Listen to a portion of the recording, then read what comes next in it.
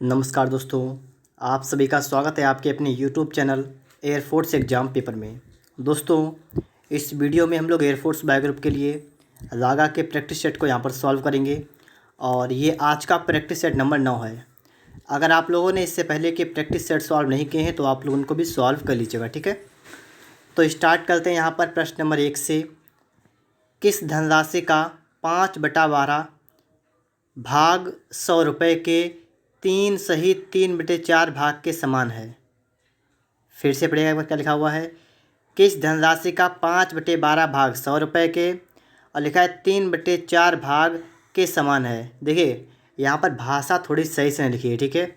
इसका मतलब ये है किसी धनराशि का 5/12 भाग 100 रुपये के बराबर है, ठीक है। तो आपसे पूछा गया है कि 3 सहित 3/4 भाग किस राशि के बराबर है, ठीक है।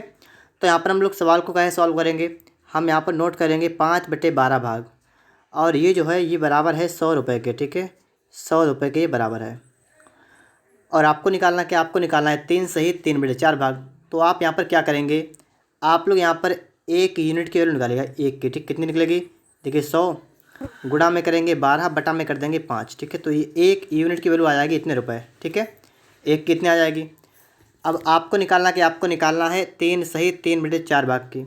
अगर हम इसकी बात करें तो ये कितना बनेगा, तो ये बनेगा 15/4 और इसकी वैल्यू हम निकालेंगे तो क्या करेंगे, जितना हमारा ये वाला है ना इसको नोट करेंगे यहाँ पर, ठीक है। 100 गुणा में आपका है कितना 12/5 और इसी में गुणा कर देंगे, कितना निकालना है हमें 5/4 का हमें यहाँ पर निकाल देना है, ठीक है। अब आप लोग यहाँ पर देखिएगा 5 चौका 20, तो 20 आपका जाएगा 5 बार। देखिए 12 पंचे आपका हुआ 60 गुणा में आपका आएगा 15, 15 छक्का आपका आएगा 900, ठीक है। तो आपका 900 बिल्कुल राइट आंसर बनेगा। ऑप्शन की बात करेंगे यहाँ पर तो आपका ए वाला बिल्कुल राइट आंसर बनेगा, ठीक है। 900 रुपये, ठीक है। इसके बाद हम यहाँ पर देखेंगे प्रश्न नंबर 2। देखिएगा लिखा हुआ है एक 70 लीटर शराब और पानी के मिश्रण में 10% पानी है, इसमें कितना और पानी मिलाया जाए जिससे कि कुल मिश्रण में 12.5% पानी हो जाए। तो देखिए शराब और पानी है जिसका मिश्रण है और जिसमें 10% पानी है। हमें अगर यहाँ पर लिखें, ठीक है, हम यहाँ पर लिखते हैं एक तरफ लिखते हैं शराब, ठीक है, और एक तरफ लिखते हैं पानी। तो पहले कह रहा है 10% पानी है। 10% का मतलब क्या होता है, 10% का मतलब होता है 1/10 कि 10 में से एक पानी है। अगर एक पानी है तो इसका मतलब 9 क्या बचा, 9 बचा है शराब, ठीक है। और ये टोटल है कितना, ये है 70 लीटर, ठीक है। 70 लीटर ये है, ठीक है। सवाल करा इसमें कितना पानी और मिलाया जाए, इसमें सिर्फ पानी बढ़ाएंगे, ठीक है। पानी बढ़ाएंगे जिससे कि कुल मिश्रण में 12.5% पानी हो जाए। अब देखिए 12.5% का मतलब क्या होता है, इसका मतलब होता है 1/8 कि 8 में से एक भाग पानी हो जाए। अगर एक पानी होगा तो इसका मतलब 7 क्या हो जाएगा, 7 हो जाएगा शराब, ठीक है। तो इस तरीके से आपका यहाँ पर ये बनेगा, ठीक है। अब आप यहाँ पर देखिएगा आपसे सवाल ये कर रहा है कितना पानी और मिलाया जाए, ठीक है। पानी को बढ़ाया गया है, शराब जितनी पहले थी उतनी रहेगी। यहाँ पर देखिए 9, यहाँ पर देखिए 7, अलग अलग है ना। तो आप लोग इसको सेम करिएगा। सेम करने के लिए इसमें क्या करेंगे, 7 से गुणा करेंगे और यहाँ पर भी 7 से गुणा कर देंगे, ठीक है। यहाँ पर भी 7 से गुणा कर देंगे और नीचे हम लोग 9 से गुणा करेंगे तो यहाँ पर भी हम 9 से गुणा कर देंगे, ठीक है।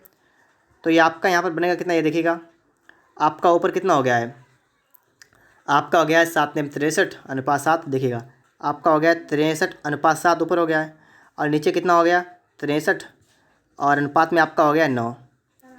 अब आप लोग यहाँ पर देखेंगे ना तो आप देखिए यहाँ पर ये आपका है टोटल और ये आपको दे रखा है 70 लीटर। ये आपको दे रखा है कितना, ये आपका है 70 लीटर और यहाँ पर आपकी वैल्यू भी 70 हो रही है। तो इसका मतलब एक की वैल्यू 1 लीटर है, ठीक है। और पानी बढ़ाया गया, यहाँ पर देखिए कितना बढ़ा है, यहाँ पर आपका बढ़ा है सिर्फ 2। तो इसका मतलब है सिर्फ 2 लीटर पानी को बढ़ा दिया गया है, ठीक है। 2 लीटर पानी को यहाँ पर बढ़ा दिया गया है। ऑप्शन नंबर आपका यहाँ पर बी वाला करेक्ट आंसर बन जाएगा। आगे देखिए इसके बाद प्रश्न नंबर 3 देखिएगा। 2 नल एक टंकी को क्रमशः 2 घंटे और 3 घंटे में भर देते हैं। यदि दोनों नल एक साथ खोल दिए जाएं तो टंकी भरने में कितना समय लगेगा। 2 नल हैं, एक टंकी को 2 घंटे और 3 घंटे में भरते हैं। एक भरता है 2 घंटे में, एक भरता है 3 घंटे में। और प्रश्न कह रहा है कि अगर दोनों नल एक साथ खोल दिए जाएँ तो टंकी भरने में कितना समय लगेगा। आप क्या करेंगे, आप 2 और 3 का निकालेंगे एलसीएम, ठीक है। कितना आपका आएगा, 6 आएगा ना। अब देखिएगा 2 3 आपका होता है 6, 3 दूना आपका होता है 6। ये आपका हो गया टोटल वर्क, मतलब टंकी की मतलब टंकी के अंदर जितना पानी आ पाएगा, ठीक है। ये आपका आ गया है टंकी की क्षमता, टंकी की क्षमता आ गई। और ये आपके आ गए कि पाइप जितने लगे हैं ना, नल लगे हैं ना, 2 नल लगे हैं, तो नल की क्षमता ये आ गई, ठीक है। नल की क्षमता आपकी यहाँ पर निकल के आ गई। आपको बताएं टंकी को भरने में कितना समय लगेगा। अब देखिए आप समय क्या होता है, वर्क अपॉन एफिशिएंसी, आपने कार्य वाले में पढ़ा था ना, वही आपका यहाँ पर लगेगा। तो 6 तो होगा ये, और क्षमता की बात करेंगे 3 2 कितना होगा 5, तो आपका बनेगा 1/1/5 घंटा, ठीक है।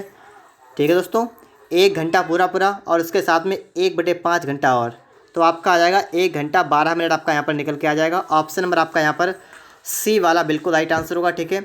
1 घंटा 12 मिनट, ठीक है।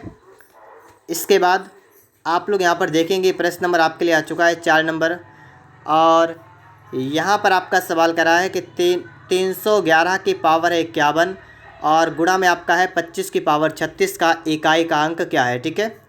यहाँ पर देखिएगा इकाई का अंक आपको बताना है। तो देखिए जब कभी भी 0 1 5 और 6 इसकी पावर जितनी भी हो, ठीक है, इसके इकाई का अंक वही रहता है जो यहाँ पर होता है, ठीक है।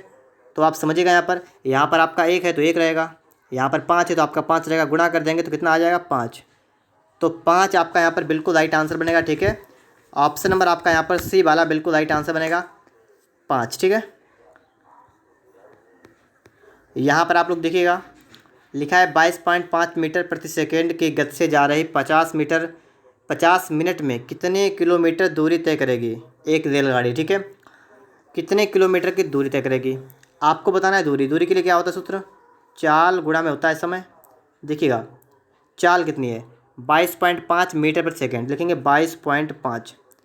अब आपको यहाँ पर ये समझना है कि आपका जो प्रश्न में दिया है वो है मीटर प्रति सेकंड में, लेकिन आपका आंसर आ रहा है किलोमीटर में, तो आप इसको चेंज करिए किलोमीटर में, तो इसमें 18/5 से गुणा करेंगे, ठीक है, इतना हो जाएगा।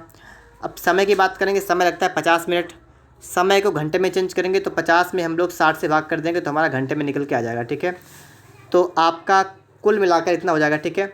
अब देखिए आपका 0 से 0 कैंसिल होगा, यहाँ पर 0 से आपका 0 कैंसिल हुआ, 5 से 5 कैंसिल हुआ, 6 से आपका 3 बार गया, ठीक है, इतना आपका 22 3 66 और 1.5, तो मतलब 67.5 किलोमीटर आपका यहाँ पर बिल्कुल राइट आंसर बनेगा, ठीक है। 67.5 किलोमीटर आपका बिल्कुल राइट आंसर बन जाएगा। आगे देखिए इसके बाद प्रश्न नंबर आपके लिए आ चुका है 6 नंबर। समबाहु त्रिभुज का क्षेत्रफल आपको दे रखा है, आपको इसकी ऊंचाई बतानी है।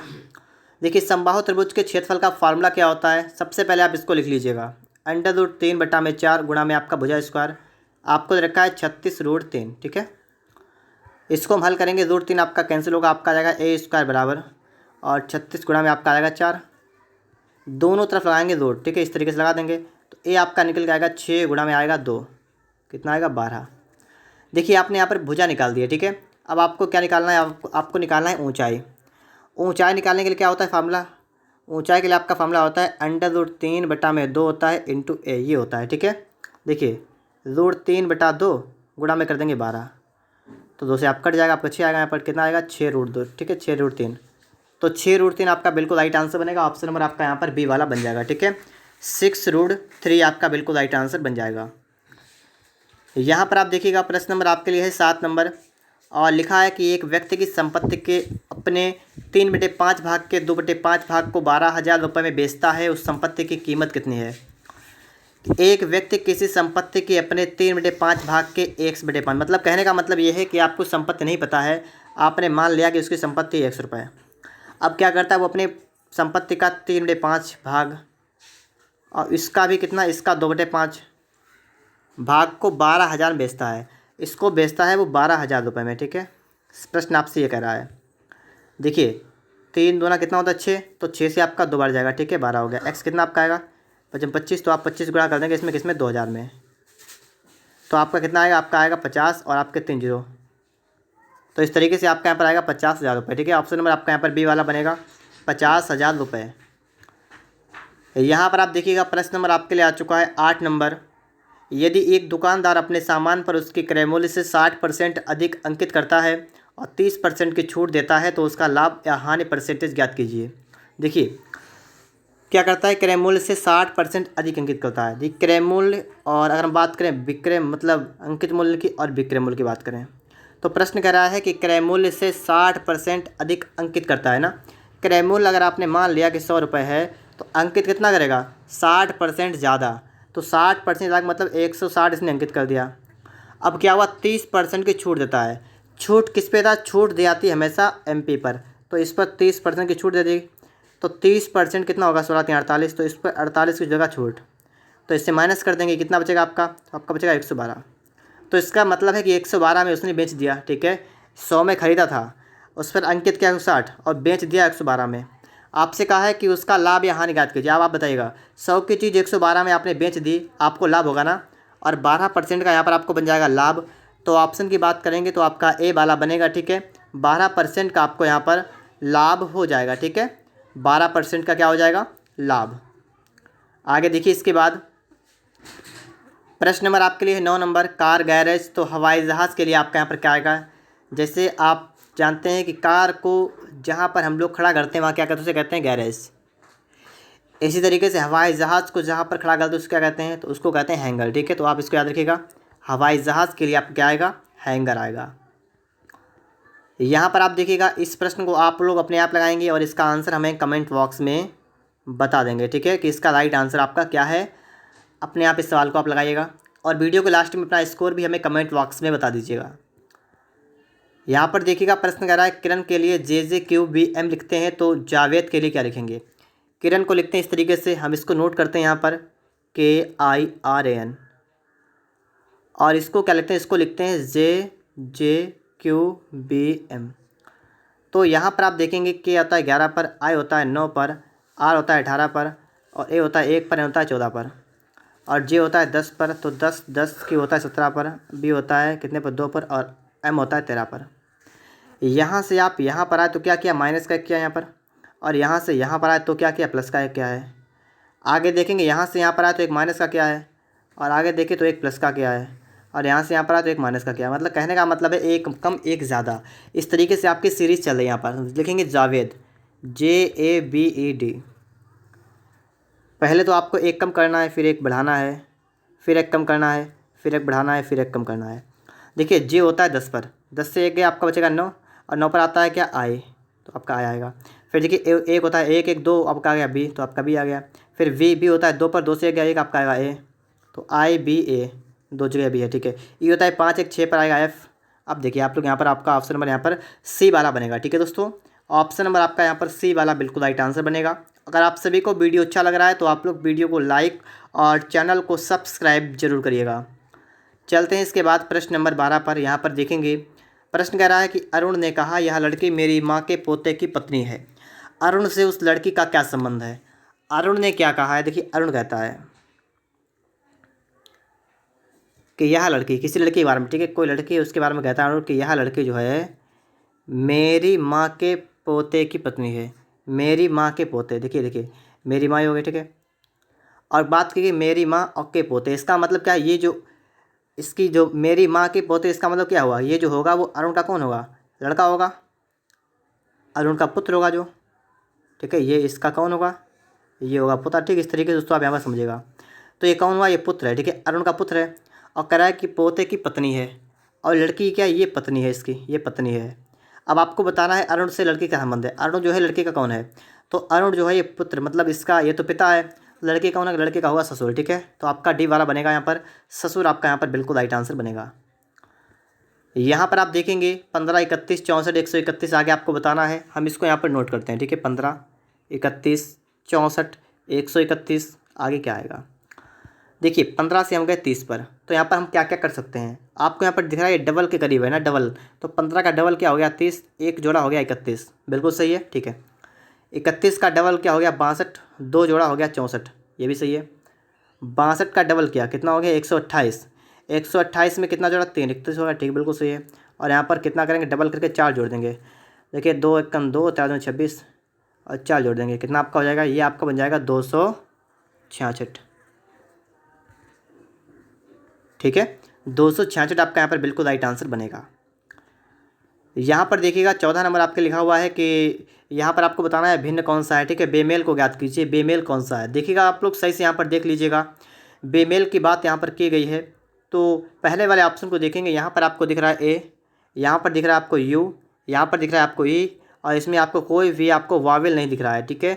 यहाँ पर वावेल वाला कॉन्सेप्ट यहाँ पर लगा है, ठीक है। 3 जगह पर आपको वावेल दिख रहा है, चौथी जगह पर आपको वावेल नहीं दिख रहा है, तो इसका मतलब क्या हुआ, आपका ऑप्शन नंबर यहाँ पर डी वाला बिल्कुल करेक्ट आंसर बन जाएगा, ठीक है। यहाँ पर आप देखेंगे प्रश्न नंबर 15 को, यहाँ पर करा है 49 विद्यार्थियों की कक्षा में करीम का स्थान ऊपर से 16वां है, नीचे से करीम का स्थान क्या होगा।